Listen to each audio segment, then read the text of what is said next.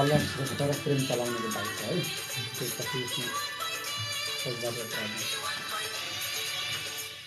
नयाँ नेपालको समावेशी रेडियो टाइम चेक स्टुडियोको घडीमा बिहानको 6 बजेको छ। अब सुन्न सक्नुहुन्छ नेपाल एफएम नेटवर्कको नेपाल डायरी।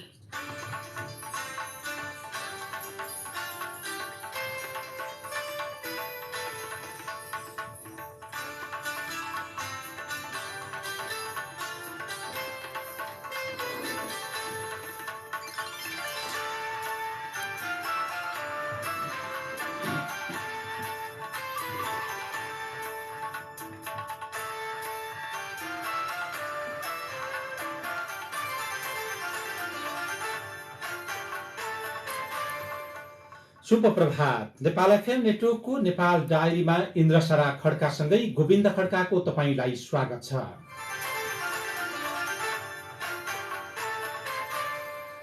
नेपाल डायरी विभिन्न एफएम रेडियोबाट देशैभरि र nfmnews.com मार्फत विश्वभर सुन्न सकिन्छ। आज 2080 साल असार 6 गते बुधबार जुन 21 तारिक सन् 2023 नेपाल सम्वत 1143 असार शुक्ल पक्षको तृतीय तिथि। आज विश्व योग तथा संगीत दिवस। नेपाल डायरीमा प्रमुख खबरका शीर्षकहरू। कर फर्स्योटमा अनियमितता, चुनामरी शर्मा सहित 3 जनालाई 6 अर्ब बिगो र 9 वर्ष जेल सजाय। भूत प्रभावी कानून ल्याएर लगानी वातावरण बिगार्दै सरकार। कृषिका 10 कार्यक्रममा बजेट शून्य, मन्त्रालय आन्दोलन अन्यलमा बजेट पुस्तकबाट हटाइए प्रदेशका नाम। असारमै बजेट सक्ने प्रवृत्ति यसपटक पनि दोहोरियो। सडक र सदन दुवैतिर प्रमुख प्रतिपक्षी दल नेकपा एमाले हाबी। नागरिकता विधेयकमा राजनीति, परिचय खोज्दै अनागरिक। फौजदारी न्यायमा पीडक मैत्री बन्दै सरकार।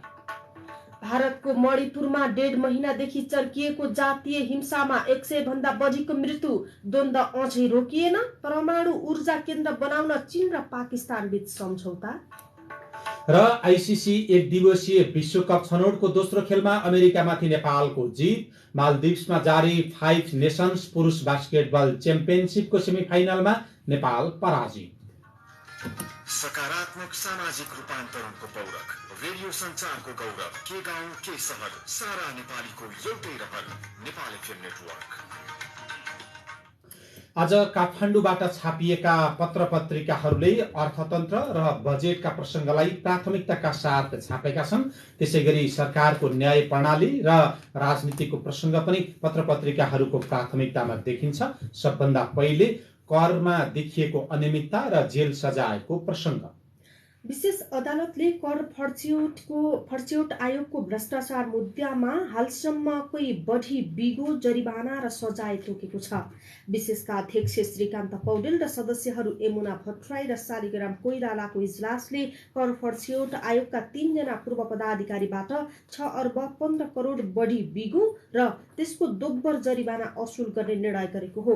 विशेषले आयोगका तत्कालीन अध्यक्ष लुम्बध्वज महतलाई 9 वर्ष 1 महिना र आयोगका सदस्य उमेश प्रसाद ढकाल र सदस्य सचिव एवं आन्तरिक राजस्व विभागका पूर्व महानिर्देशक चुडामणि शर्मालाई 9 वर्ष कैद सजाय तोकेको छ। विशेषले आयोगका 3 जना पूर्व पदाधिकारीलाई 6 अर्ब 15 करोड 70 लाख 46 हजार 847 बिगो कायम गर्ने फैसला भएको अदालतका प्रवक्ता एवं उपरजिस्ट्रार दिपेन्द्र नाथ योगीले जानकारी दिनुभयो। भ्रष्टाचार निवारण ऐन बमोजिम बिगोको दोब्बर जरिवाना निर्धारण गरिएको पनि उहाँले बताउनुभयो। यसै अनुसार 3 जना विरुद्ध 12 अर्ब 30 करोड 40 लाख 93 हजार 694 रुपैयाँ जरिवाना तोकिएको छ। विशेषका प्रवक्ता योगीका अनुसार 3 पदाधिकारीलाई 6 अर्ब 15 करोड 70 लाख 46 हजार 847 रुपैयाँ बिगो र जनहित 2 अर्ब 5 करोड 23 लाख 48,949 रुपैयाँका दरले जरिवाना असुल गर्नुपर्ने सजाय तोकिएको छ।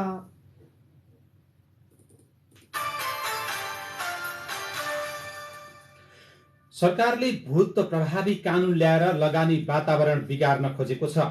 पब्लिक लिमिटेडको पुरानो कारोबार अहिले थप कर निर्धारण भए वैदेशिक लगानी फिर्ताको जोखिम बढ्ने देखिएको छ। पब्लिक लिमिटेड कम्पनीको विगतमा गरेको कारोबारमा सरकारले संवैधानिक व्यवस्था विपरीत नयाँ कर लगाएमा निजी क्षेत्रको चर्को असन्तुष्टि छ। बजेट मार्फत भूत प्रभावी कानून ल्याएर लगानीको वातावरण बिगारेको भन्दै निजी क्षेत्रका प्रतिनिधिले प्रधानमन्त्री, मन्त्री र उच्च स्तरीय सरकारी अधिकारीलाई चरणबद्ध रूपमा भेटेका छन्। प्रत्यक्ष भेटमा सकारात्मक प्रतिक्रिया दिए पनि बजेटको व्यवस्था संशोधनमा ठोस प्रतिबद्धता नआएको उनीहरूको गुनासो छ। सरकारले संसदमा प्रस्तुत गरेको बजेटमा फर्दर पब्लिक अफरिङ गाभिना र प्राप्ति प्रक्रियामा भएको बार्गेन पर्चेज गेन सेयर र घर जग्गाको अनियमित व्यवसायिक कारोबारमा विगतमा भएको कारोबारमा अब नयाँ कर लिने व्यवस्था गरेको छ। नेपाल बैंकर्स संघ, डेभलपमेन्ट बैंकर्स एसोसिएसन, नेपाल वित्त संस्था संघ, बीमक संघ र जीवन बीमक संघका पदाधिकारीले अर्थमन्त्री प्रकाश शरण महतलाई भेटेर त्यस विषयमा ध्यानाकर्षण गराएका थिए। तर अर्थमन्त्रीले त्यो सच्याउने गरी तदारुकता अगाडि बढाउनु भएको छैन। सार्वजनिक कार्यक्रममा बजेट संशोधनको आश्वासन दिए पनि अर्थमन्त्री महतले निजी क्षेत्रसँगको भेटमा अदालत जाने बाटो खुला भएको भनेर चुनौती दिइरहनु भएको छ। भूत प्रभावी कानून ल्याएर लगानी वातावरण बिगार्दैछ सरकार शीर्षकमा कान्तिपुर दैनिकले खबर छापेको छ। अर्थमन्त्री प्रकाश शरण महतले पुँजीगत बजेट कटौती गरेर ल्याएको आगामी आर्थिक वर्षको बजेटमा कृषिका आधा दर्जन कार्यक्रमलाई पैसा दिएका छैनन्। अर्थमन्त्री महतले आन्तरिक उत्पादन बढाएर कृषिमा आत्मनिर्भर बनाउने उद्देश्यले बजेट ल्याएको दावी गर्दै आउनु भएको छ। उहाँले चालु आर्थिक वर्षको भन्दा 3 अर्ब रुपैयाँले कृषिको बजेट पनि बढाउनु भएको छ। तर कृषिकै आधा दर्जनभन्दा धेरै कार्यक्रम बजेट शून्य बनाइएको छ। बजेट सार्वजनिक गर्दा महतले आगामी वर्षका लागि कृषिमा 58 अर्ब 98 करोड रुपैयाँ विनियोजन गरिएको घोषणा गर्नुभएको थियो। अहिले अर्थ मन्त्रालयले बजेट कार्यक्रम बनाएर पठाउँदा कृषि तथा पशुपन्छी विकास मन्त्रालय अन्तर्गत सञ्चालनमा रहेका 10 कार्यक्रमको बजेट शून्य बनाइएको छ। बजेट सार्वजनिक गर्दा कृषिलाई 58 अर्ब 98 करोड विनियोजन गरेको घोषणा गरे पनि बजेट शीर्षकमा यसका लागि 50 अर्ब 59 करोड रुपैयाँ मात्र राखिएको छ। अर्थले कुल बजेट घटाएको र महत्त्वपूर्ण कार्यक्रमको बजेट शून्य बनाएर पठाउँदा कृषि मन्त्रालय भने अन्यलमा परेको छ। कृषि मन्त्रालय अन्तर्गत सञ्चालनमा रहेका 34 निकाय छन्, जसमध्ये 10 कार्यक्रममा बजेट परेको छैन। अर्थले पठाएको बजेट कार्यक्रम पुस्तिका अनुसार कृषिका बिउ प्रवर्धन तथा गुण नियन्त्रण कार्यक्रम, प्लान्ट क्वारेन्टाइन तथा विषादी व्यवस्था कार्यक्रम, प्रधानमन्त्री कृषि आधुनिकीकरण परियोजनामा बजेट शून्य रहेको छ। अर्थले मुख्य र महत्त्वपूर्ण कार्यक्रमको बजेट शून्य बनाएर पठाउँदा ती कार्यक्रमलाई के कसरी व्यवस्थापन र सञ्चालन गर्ने भन्ने अन्यल बनेको कृषि मन्त्रालयका प्रवक्ता प्रकाश कुमार सञ्जेलले बताउनुभयो। अर्थ मन्त्रालयले कृषि मन्त्रालय अन्तर्गत सञ्चालनमा रहेका 10 कार्यक्रमको बजेट शून्य बनाउँदा यी कार्यक्रम अन्तर्गत देशभर छरिएका 146 कार्यालय पनि अन्यलमा परेका छन्। यसमा अर्थका विज्ञहरूले विविधमा बजेट छ, कृषि मन्त्रालय अन्यलमा छ, आज प्रधानमन्त्रीसँग परामर्श गर्ने पनि भनेका छन्। आर्थिक वर्षको अन्त्यमा ठूलो बजेट खर्च गर्ने विगतको परिपाटी यस वर्ष पनि दोहोरिएको छ, रोकिएको छैन। पछिल्लो 4 दिनमा मात्रै सरकारले करिब 14 अर्ब बजेट खर्च गरेको छ। गत शुक्रबारदेखि सोमबारसम्मको सरकारी खर्चको तथ्याङ्क हेर्ने हो भने कुल 13 अर्ब 87 करोड बजेट निकासा दिएको देखिन्छ। अघिल्ला आर्थिक वर्षहरूमा जस्तै यस वर्ष पनि असारमा ठूलो बजेट खर्च हुन लागेको यसबाट देखिन्छ। सरकारी आम्दानी र खर्चको हिसाब राख्ने महालेखा नियन्त्रक कार्यालयका अनुसार असार लागेपछि यसपटक पनि निकासाका लागि कोष तथा लेखा नियन्त्रण कार्यालयहरूमा चाप बढ्न थालिसकेको छ। यसले अबका दिनमा ठूलो बजेट खर्च हुने सम्भावना बढेको छ। पछिल्लो 4 दिनमा करिब 14 अर्ब खर्च हुँदा अबका दिनहरूमा त्यो खर्चको दर झन बढ्ने देखिएको छ। असारमा बजेट सक्ने प्रवृत्ति यसपटक पनि रोकिएन। सरकारको पारा काम उस्तै आजका पत्र पत्रिकाले खबर छापेका छन्।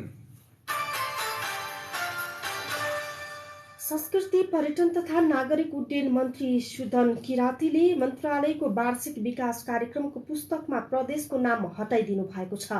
प्रदेश सभाबाट 2/3 पारित नाममा असन्तुष्टि जनाउँदै उहाँले पुस्तकमा नाम लेख्न नचाहनु भएको हो। आइतबारको संसद बैठकमा मन्त्री किरातीले प्रदेशहरूको नाम नलेखी नम्बर मात्रै लेखेर संसदमा प्रस्तुत भएपछि विरोध भएको थियो। प्रमुख प्रतिपक्षी दल एमालेले विरोध गरेपछि आइतबारको कार्यसूचीबाट पर्यटन मन्त्रालयमाथिको छलफल हटाइएको थियो। सभामुख देवराज घिमिरेले पर्यटन मन्त्री किरातीलाई स्पष्ट पार्न समय पनि दिनुभयो। किरातीले नाम सच्याएपछि फेरि वितरण गरिने प्रतिबद्धता जनाउनु भएको थियो। नाम सच्याउनुको सट्टा हिजो मंगलबारको बैठकमा पनि नम्बर समेत नराखी प्रस्तुत भयो। यसले संसदमा हंगामा भएको छ। प्रतिनिधि सभाको बैठकमा विनियोजन विधेयक 2080 अन्तर्गत 4 मन्त्रालयका विभिन्न शीर्षकमाथिको छलफल सुरु गर्ने कार्यसूची थियो। एमाले सांसद सुनिल थापाले संस्कृति पर्यटन तथा नागरिक उड्डयन मन्त्रालयको पुस्तिकामा प्रदेशको नाम हटाइएको विषयमा आपत्ति जनाउनु भयो।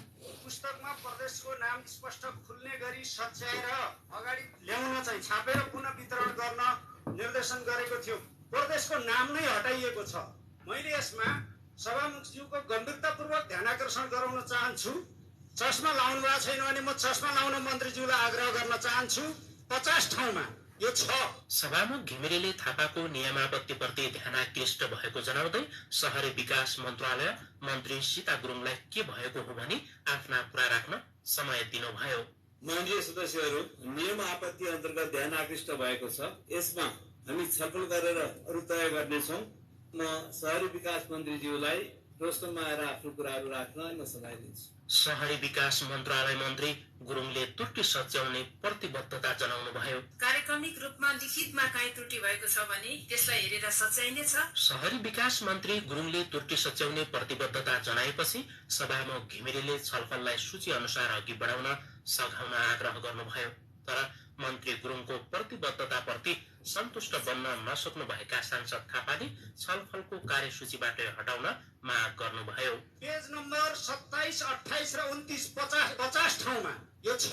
यस्तो पुस्तकमा कार्यसूचीमा राखेर छलफल गर्न मिल्दैन।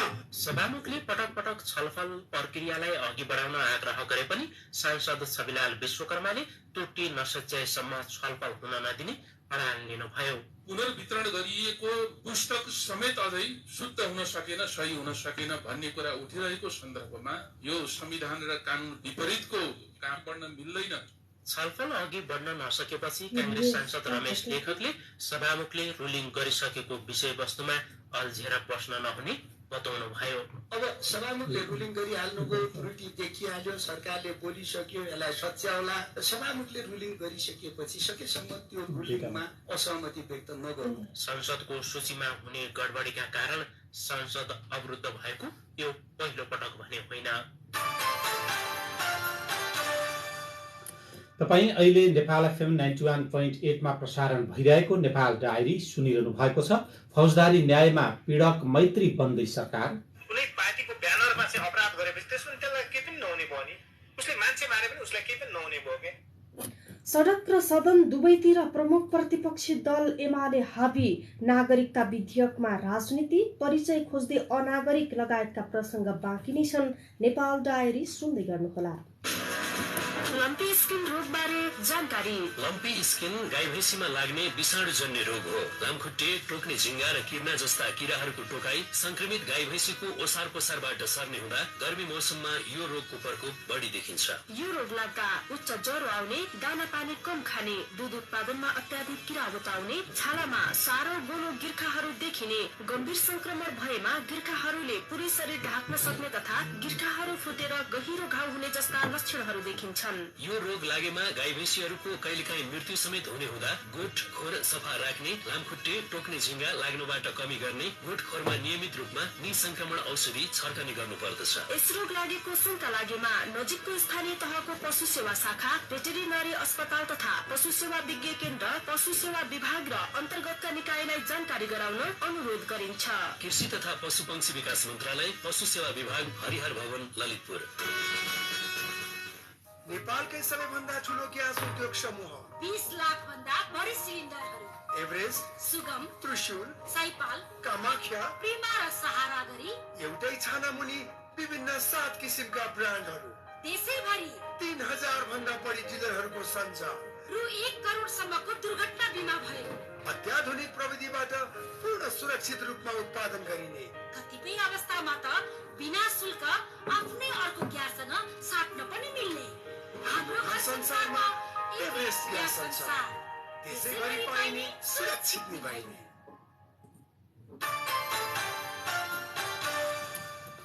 तपाईँ अहिले नेपाल एफएम नेटवर्कको नेपाल डायरी सुनिरहनु भएको छ। अब राजनीति विषय।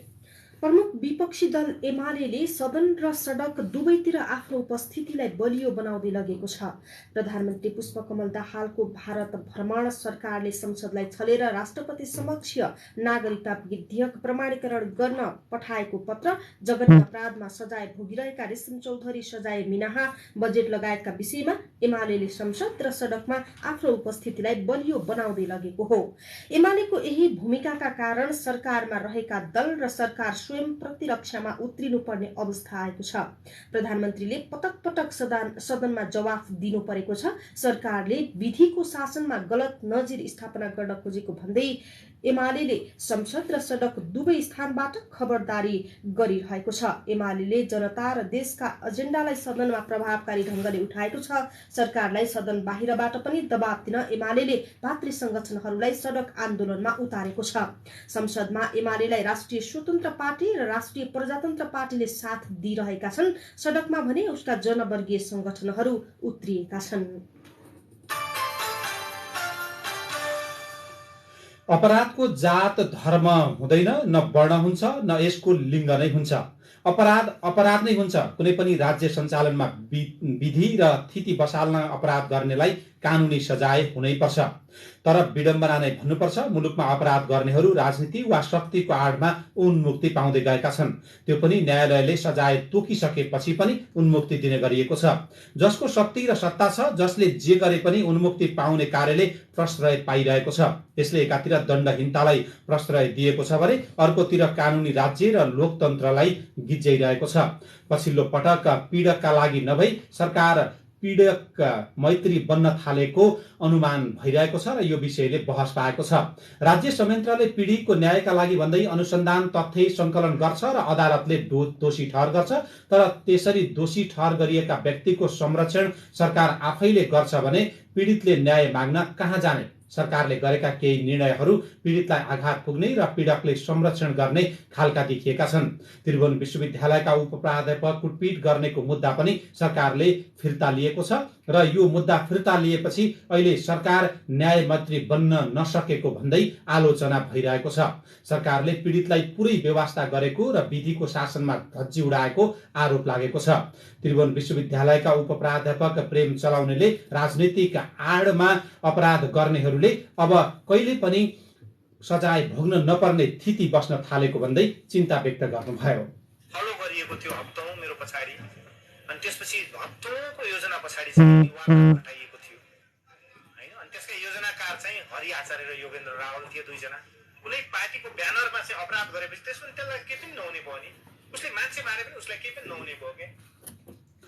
सरकारले न्यायपूर्ण तरिकाले अगाडि बढ्नुपर्ने र सरकार अस्वाभाविक रूपमा अगाडि बढे न्यायमाथि नै खतरा हुने न्याय क्षेत्रका विज्ञहरूले बताएका छन्। पूर्व प्रधान न्यायाधीश कल्याण श्रेष्ठले सरकारले अहिले जे गरिरहेको छ त्यसलाई सच्याउनु पर्ने बताउनुभयो। कम्तीमा चाहिँ माफी मिनाहाकै बारेमा विचार गर्ने रहेछ भने समानताको आधारमा, विवेक सम्मत आधारमा, औचित्यको आधारमा निर्णय गरेको हुनुपर्छ, गरेको देखिनुपर्छ। पीडितले सहन सक्ने, चित्त बुझाउन सक्ने किसिमको निर्णयबाट मात्रै कुरा निर्णय गर्नुपर्छ।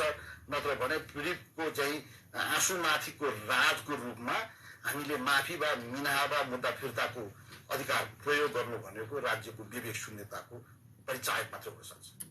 सरकारले लिने मुद्दा फिर्ता र राष्ट्रपतिबाट हुने माफी हरेक वर्ष विवादित हुने गरेको छ। मुद्दाको किसिम र प्रकृतिका सम्बन्धमा शर्त सहित सरकारले मुद्दा फिर्ता लिन सक्ने संवैधानिक एवं कानुनी व्यवस्था छ। तर सरकारको निर्णय स्वत कार्यान्वयन भने हुँदैन। अदालतको सहमति बिना मुद्दा फिर्ता लिने प्रक्रियाले पूर्णता पाउँदैन र सरकारले निर्णय गरेपछि महाधिवक्ता वा सरकारी वकिल मार्फत सम्बन्धित अदालतमा मुद्दा फिर्ता लिनुपर्ने कारण र औचित्य सहितको निवेदन दिनुपर्ने व्यवस्था छ। विवादास्पद नागरिकता विधेयक प्रमाणीकरणलाई लिएर कार्यान्वयन नगर्न सर्वोच्चले अल्पकालीन आदेशपछि अहिले नागरिकताका लागि धेरै नागरिकता विहीनहरूले आन्दोलन गरिरहेका छन्। अदालतमा विचाराधीन यस मुद्दालाई लिएर सडकदेखि सदनसम्म विषय उठान भइरहे पनि सर्वोच्च अदालतले भने नागरिकता ऐन सम्बन्धी मुद्दालाई पटक पटक पछि सार्दै आएको छ। राष्ट्रपति रामचन्द्र पौडेलले यसअघिको दुवै सदनले पारित गरेको नागरिकता विधेयक प्रमाणीकरण गरेपछि सर्वोच्च अदालतमा रिट दायर भयो। रिटमाथि सर्वोच्चले फैसला नदिँदा नागरिकताबाट वञ्चित करिब 11 लाख पीडितहरू निराश बनेका छन्। सर्वोच्चको अल्पकालीन आदेशबाट विक्षिप्त भएका नागरिकहरूले मधेस र काठमाडौँ केन्द्रित आन्दोलन गर्दै आएका छन्। काठमाडौँको माइती घरमा आन्दोलनमा सहभागी एक युवा नागरिकता छैन भन्ने बित्तिकै तिमीहरू भारतीय हुन् भनेर चाहिँ एकैचोटि तपाईँको हामीमाथि हमला उठाउँछन्। हाम्रो बुवा आमा यो देशको नागरिक भइसकेपछि हामी कहाँको नागरिक हो, यसको जवाब सरकारले दिनुपर्छ कि पर्दैन। राष्ट्रपति रामचन्द्र पौडेलले नागरिकता विधेयक प्रमाणीकरण गरेसँगै नागरिकताबाट वञ्चित पीडितले नागरिकता पाउने आशा गरेका थिए। तर नागरिकता विधेयक प्रमाणीकरणको मसी सुक्न नपाउँदै सर्वोच्चमा रिट दायर भएपछि उनीहरूको आशा निराशामा बदलियो। हरेक पार्टीका सांसदलाई ज्ञापन पत्र बुझाएको छ। मानव अधिकार गृह मन्त्रालय, राष्ट्रपति कार्यालय हरेक निकायसँग बुझाएको छौँ।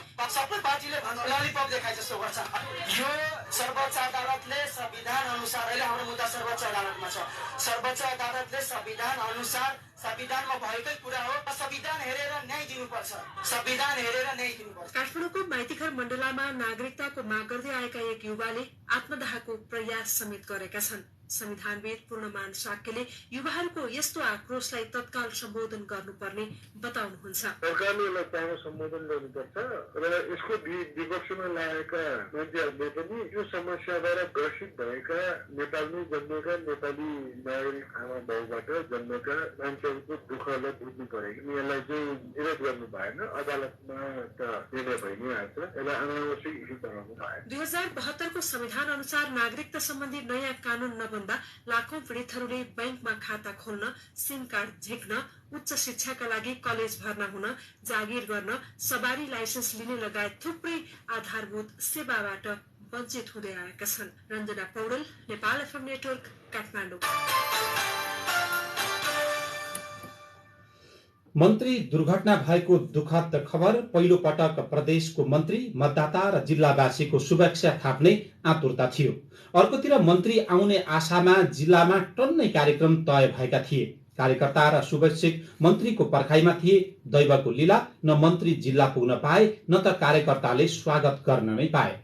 बझाङका पृथ्वी बहादुर सिंह हिजो गृह जिल्ला बझाङ जाँदै हुनुहुन्थ्यो। सुदूरपश्चिम प्रदेश सरकारका आन्तरिक तथा कानून मन्त्री सिंह मंगलबार हिजो दिउँसो बीच बाटोमै गाडी दुर्घटनामा पर्नुभयो। पत्नी सहित ज्यान गुमाउनुभयो। कांग्रेसका नेता सिंह बझाङ 1 बाट प्रदेश सभामा निर्वाचित हुनुभएको थियो। बझाङबाट प्रदेश सभा मन्त्री बन्नुभएका सिंह पहिलो हुनुहुन्थ्यो। मन्त्री सिंह सोमबार प्रदेश राजधानी धनगढीबाट परिवारका 4 सदस्य सहित गृह जिल्ला प्रस्थान गर्नुभएको थियो। उहाँको टोलीमा 16 जना थिए। सोमबार टोली डडेलधुरा पुग्यो। त्यहाँ उहाँले विपद व्यवस्थापन सम्बन्धी कार्यक्रममा सहभागिता जनाउनुभयो र होटेलमा बस्नुभयो। हिजो बिहानै डडेलधुरा स्थित प्रसिद्ध उग्रतारा मन्दिरको दर्शन गर्नुभयो। करिब 7 बजे खाना खाएर मन्त्री सिंहको गाडी बझाङका लागि गुडेको थियो।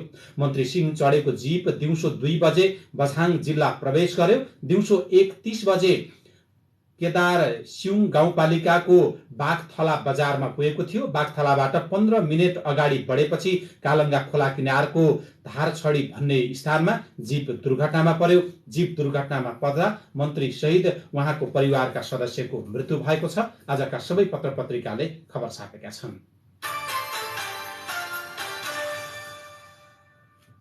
तपाईँ अहिले नेपाल एफएम नेटवर्कको नेपाल डायरी सुन्दै हुनुहुन्छ। हामीसँग नेपालमा बढ्दै चिनिया चासो, समाचार सामग्री, विदेश, खेलकुद, केही खबर संक्षेप सहित कार्टुन पनि बाँकी नै छ। सुन्दै गर्नुहोला।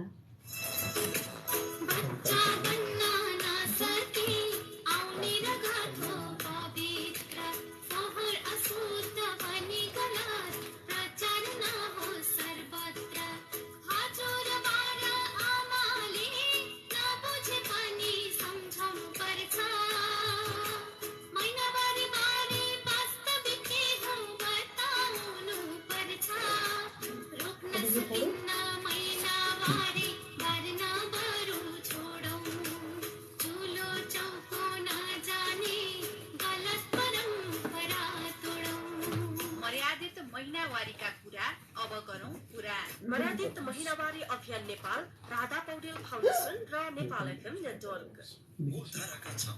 रेडियो, टिभी र अनलाइनको अब एउटै स्रोत। खबरको विश्वसनीयता, विस्तृत खबर र खबरको विस्तारित प्रारम्भ। एक नेपाल, एक क्लिक, एक नेपाल, सबै खबर एकै साथ। एक नेपाल एप अहिले नै डाउनलोड गर्नुहोस्। प्ले स्टोर र एप स्टोर दुबईमा उपलब्ध छ।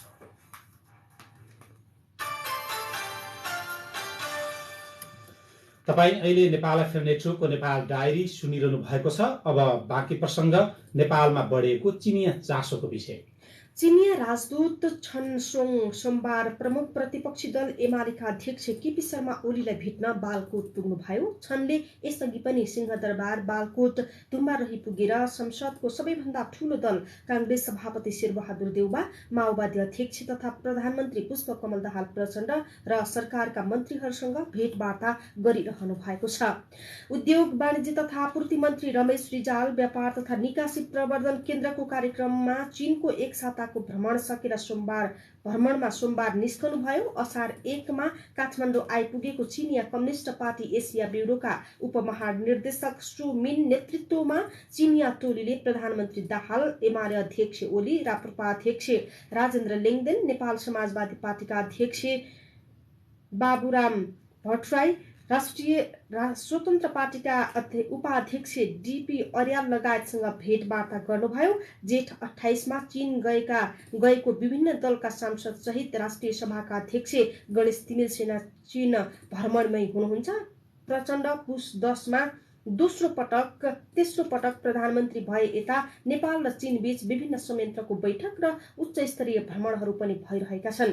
चीनका लागि नेपालका राजदूत विष्णु पुकार श्रेष्ठ बेजिङले नेपालमा दुई विषयमा सबैभन्दा बढी महत्त्व दिएको मान्नुहुन्छ। पहिलो कुरा कनेक्टिभिटी हो भने दोस्रो भनेको पूर्वाधार विकास। उहाँले भन्नुभयो, चीनले नेपाल मात्र होइन संसारभर कनेक्टिभिटी बढाउनु पर्छ भन्दै belt and road initiative BRI पनि अघि सारेको छ। त्यही अनुसार चीनले पूर्वाधार निर्माणमा पनि जोड दिएको छ। अब विदेशका खबर। भारतको पूर्वोत्तर राज्य मणिपुरमा 1.5 महिनादेखि हिंसा चर्किएको छ। जातीय आरक्षणको माग र त्यसको विरोधका कारण स्थानीय दुई जाति बीच हिंसा भड्किरहेको छ। मणिपुरका विभिन्न क्षेत्रमा बिहानैदेखि महिनौदेखि कर्फ्यू जारी छ। मोबाइल फोन र इन्टरनेट सेवा अवरुद्ध पारिएका छन्। रिपोर्टहरूका अनुसार हिंसामा 100 भन्दा बढीको मृत्यु भइसकेको छ। सयौं घाइते छन्। 50,000 मानिस आश्रय स्थलमा बसेका छन्। हिंसा र आगजनीले ठूलो जनधनको क्षति भएको छ। बीबीसीका अनुसार हिंसात्मक द्वन्द्वले धार्मिक रूप लिँदा एक अर्का समुदायले 250 भन्दा बढी चर्च र त्यति नै संख्यामा मठ मन्दिरहरू समेत भत्काएका छन्। चीनले पाकिस्तानमा 1200 मेगावाटको परमाणु ऊर्जा केन्द्र स्थापना गर्ने भएको छ। चीन र पाकिस्तान बीच उक्त सम्झौता हिजो हस्ताक्षर भएको हो। China national nuclear corporation overseas limited CNOS का प्रमुख वाङ युङ्गी र पाकिस्तानको अटोमेटिक इनर्जी कमिसन PSEC का प्रमुख मोहम्मद रहमानले उक्त सम्झौतामा हस्ताक्षर गर्नुभएको हो। यो प्लान्ट पाकिस्तानको पन्जाब प्रान्तमा स्थापना हुनेछ। विश्वको तापमान बढ्ने वर्तमान दर कायम रहेको र यी शताब्दीको अन्त्यसम्ममा हिन्दू कोष क्षेत्रमा हिम नदीमा 80% हिउँ घट्ने एक अध्ययनले देखाएको छ। नेपाल सहित 8 राष्ट्र सदस्य रहेको अन्तर सरकारी निकाय इसिमोडले गरेको एक समीक्षात्मक अध्ययनका अनुसार विश्वको सरदर तापमान भएको बढोत्तरीका कारण पछिल्ला वर्षमा हिम नदी र हिउँ जमेको जमिन अभूतपूर्व र धेरै हदसम्म अपरिवर्तनीय हिसाबले परिवर्तन आएको देखिएको छ। हिन्द कुश हिम नदीको 80% हिउँ लोप हुने खतरा शीर्षकमा पत्र पत्रिकामा खबर छ। अब खेल खबर। जिम्बाब्वेमा जारी आइसिसी एक दिवसीय विश्वकप छनौट प्रतियोगिताको आफ्नो दोस्रो खेलमा नेपालले अमेरिकालाई पराजित गरेको छ। जिम्बाब्वेको राजधानी हरारेमा रहेको टाङ्गासिङ्गा स्पोर्ट्स क्लबमा हिजो भएको खेलमा नेपाल 6 विकेटले विजयी भएको हो। अमेरिकाले दिएको 208 रनको लक्ष्य नेपालले 43 ओभरमा 4 विकेट गुमाएर पूरा गर्यो। नेपालको जितमा भीम सार्कीले 114 बलमा 7 चौका र 1 छक्काको सहयोगमा अभिजित 77 रनको अर्धशतकीय इनिङ खेल्नुभयो। पहिलो विकेटका लागि ओपनर द्वय आसिफ शेख र कुशल भुर्तेलले 30 बलमा 25 रनको साझेदारीका साथै राम्रो सुरुवात दिलाउनु भएको थियो। नेपालको तेस्रो खेल वेस्ट इन्डिजसँग अब बहुली हुनेछ। नेपाल मालदिप्समा जारी 5 नेसन्स पुरुष बास्केटबल च्याम्पियनसिपको सेमी फाइनलमा पराजित भएको छ। मालेमा गैराती भएको दोस्रो सेमी फाइनलमा नेपाललाई भुटानले हराएको छ। रोमाञ्चक खेलमा भुटानले नेपाललाई 61-60 ले हराएको हो। अन्तिम सेकेन्डको बजर शटमा 3 अङ्क जोडेपछि भुटानले फाइनलको यात्रा तय गरेको थियो। त्यसैगरी अब भुटानले फाइनलमा बंगलादेशको सामना गर्नेछ। बंगलादेशले पाकिस्तानलाई 79-65 ले हराएर फाइनलमा स्थान पक्का गरिसकेको छ।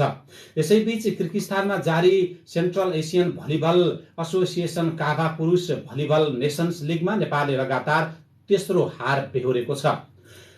बिस्केक स्थित स्पोर्ट एन्ड क्रिएसन कम्प्लेक्समा इरानसँग पराजित हुँदै नेपालले लगातार तेस्रो हार बेहोरेको हो। अब केही खबर संक्षेपमा। नेपालबाट 10 वर्षमा 10,000 मेगावाट बिजुली लैजाने घोषणा गरेको भारतले बोली र व्यवहारमा फरकपन देखाएको छ। प्रधानमन्त्री पुष्पकमल दाहालको हालै सम्पन्न भारत भ्रमणका क्रममा नेपालबाट 10 वर्षमा 10,000 मेगावाट बिजुली लैजाने भारतीय प्रधानमन्त्री नरेन्द्र मोदीले घोषणा नै गर्नुभएको थियो। तर मोदीको उक्त घोषणा आफैमा विशेष रहेको र अब सजिलै नेपाली बिजुलीले भारतीय बजारमा पहुँच पाउने विश्वासमा नेपाली पक्ष थियो। भारतले 18 आयोजनाका 1000 मेगावाट बिजुली बिक्री अनुमति अड्काइदिएको छ। अखण्ड भारत सम्बन्धी नक्साका विषयमा भारतको विदेश मन्त्रालयले नेपाललाई जवाब दिएको छ। परराष्ट्र मन्त्री एनपी साउदले हिजो प्रतिनिधि सभाको अन्तर्राष्ट्रिय सम्बन्ध समितिको बैठकमा प्रश्नको जवाब दिने क्रममा भारत सरकारका तर्फबाट त्यसको विदेश मन्त्रालयले जानकारी दिएको र यो सांस्कृतिक नक्सा मात्रै भएको बताएको भन्नुभएको छ। राष्ट्रपति रामचन्द्र पौडेलको मुटुमा पेसमेकर राखिएको छ। हिजो त्रिभुवन विश्वविद्यालय शिक्षण अस्पतालको मनमोहन कार्डियोथोरासिक भास्कुलर एन्ड ट्रान्सप्लान्ट सेन्टरमा पौडेलको मुटुमा पेसमेकर राखिएको हो। र उपप्रधान तथा गृहमन्त्री नारायण काजी श्रेष्ठले विपदबाट प्रभावित क्षेत्रमा खोज उद्धार राहत पुनर्स्थापना र विच्छेद भएका सडकलाई जोड्ने प्राथमिकता राखेर काम अगाडि बढाइएको हिजो संसदलाई जानकारी दिनुभएको छ। यिनै खबर संक्षेपसँगै हामी नेपाल डायरीको अन्त्यमा आइपुगेका छौं। बिदा लिनु अघि प्रमुख खबरका शीर्षकहरू फेरि एकपटक। कर फर्स्यौटमा अनियमितता, चुडामणी शर्मा सहित 3 जनालाई 6 अर्ब बिगो र 9 वर्ष जेल सजाय। भूत प्रभावी कानून ल्याएर लगानी वातावरण बिगार्दै सरकार। कृषिका 10 कार्यक्रममा बजेट सुन्ने कृषि मन्त्रालय अन्यलमा बजेट पुस्तकबाट हटाइए प्रदेशका नाम। असारमै बजेट सक्ने प्रवृत्ति यसपटक पनि दोहोरियो। सडक र सदन दुवैतिर प्रमुख प्रतिपक्षी दल हाबी। नागरिकता विधेयकमा राजनीति, परिचय खोज्दै अनागरिक। फौजदारी न्यायमा पीडक मैत्री बन्दै सरकार। भारतको मणिपुरमा 1.5 महिनादेखि चल्किएको जातीय हिंसामा 100 भन्दा बढीको मृत्यु। अझै द्वन्द्व रोकिएन। परमाणु ऊर्जा केन्द्र बनाउन चीन र पाकिस्तान बीच सम्झौता। र आइसिसी एक दिवसीय विश्वकप छनौटको दोस्रो खेलमा अमेरिकामाथि नेपालको जित। मालदिप्समा जारी 5 नेसन्स पुरुष बास्केटबल च्याम्पियनसिपको सेमी फाइनलमा नेपाल पराजित। नेपाल डायरीको अन्त्यमा पालो आएको छ कार्टुनको। आज अन्नपूर्ण पोस्ट दैनिकले पहिलो पन्नामा बनाएको ठूलो स्केचलाई हामीले कार्टुनका रूपमा प्रस्तुत गर्दैछौँ। बासु क्षितिजले बनाएको यो स्केचमा कारागारबाट अहिले राजनीतिक आडमा उन्मुक्ति पाइरहेका छन् अपराधमा सजाय भोगिरहेकाहरू र सरकारले उन्मुक्ति दिइरहेको प्रसङ्गलाई व्यङ्ग्य गर्न खोजिएको छ। यहाँ सरकार लेखिएको एउटा हात अगाडि गएको छ र उसले कारागारको ढोका खोलिरहेको छ। ढोका खोलिसके पछाडि 3 जना मान्छे खुसी हुँदै बाहिर फुत्त निस्केका छन् र उनीहरू रमाइरहेका छन् र माथि चाहिँ यस्तो रूपमा प्रस्तुत गरिएको छ, हुर्रे हुर्रे हामी आयौं, लाल सलाम अभिवादन। हवस् त, प्राविधिक साथी नारद नेपालीलाई धन्यवाद दिँदै गोविन्द खड्का र इन्द्रशरा खड्का पनि बिदा भयौं। तपाईको आजको दिन शुभ रहोस्। नमस्कार।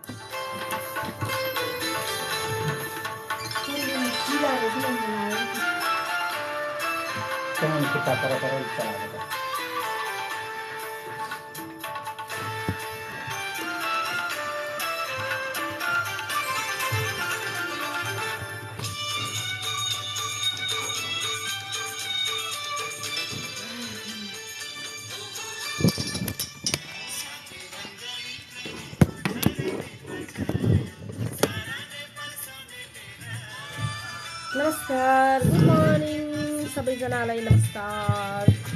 सुरुमा नमस्कार भन्ने, बिदा माग्दाखेरि नमस्ते भन्ने भन्दै हुनुहुन्थ्यो हिजो एकजना साथीले। गुड मर्निङ है।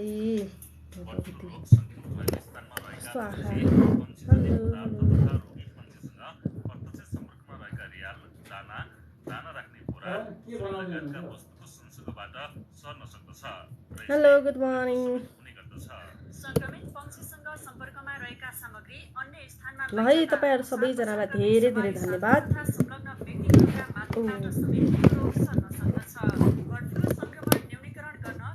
के भन्नुभएको अङ्कल?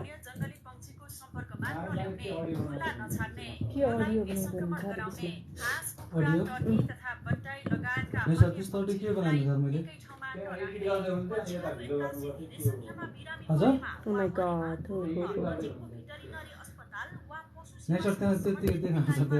ल हस्, तपाईँहरू सबैजना धेरै